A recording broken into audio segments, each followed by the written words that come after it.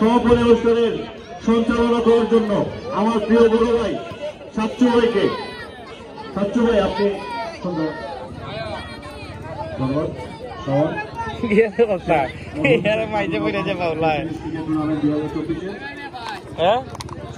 Champion দল নভেম্বরের cricket একাদশকে অভিনন্দন।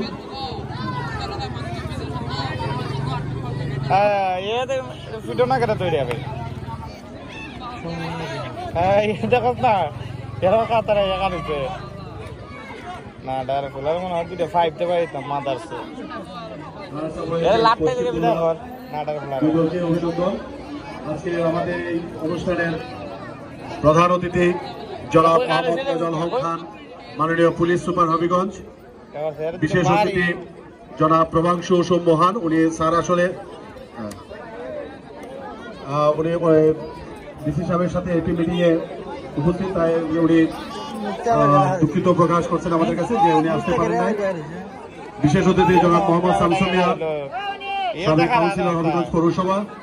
বিশেষ অতিথি জনাব রাসেল চৌধুরী, উনিও আসতে পারেন নাই, উনি আসলে প্রেস ক্লাবের সভাপতি, একটু ব্যস্ততার কারণে আসতে পারেন নাই। বিশেষ অতিথি জনাব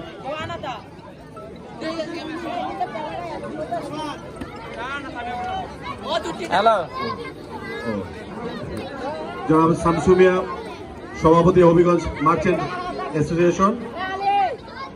আমাদের মাঝে উপস্থিত আছেন ছাত্র আন্দোলনের সমন্বয়ক,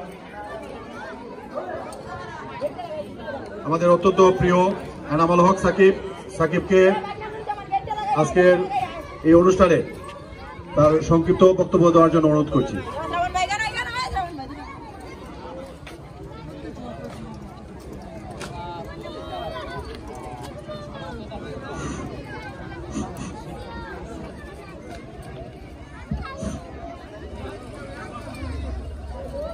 সম্মানিত উপস্থিতি, আসসালামু আলাইকুম।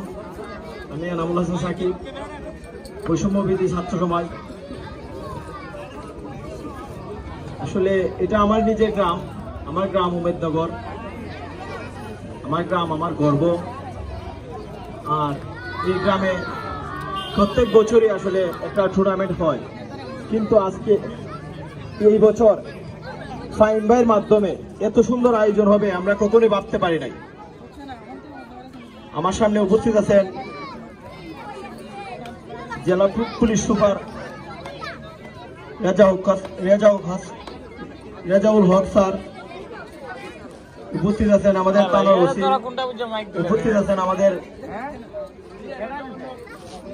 শামসু আঙ্কেল, প্রাক্তন কমিশনার জনাব রাসেল চৌধুরী, সভাপতি হবে প্রেস ক্লাব।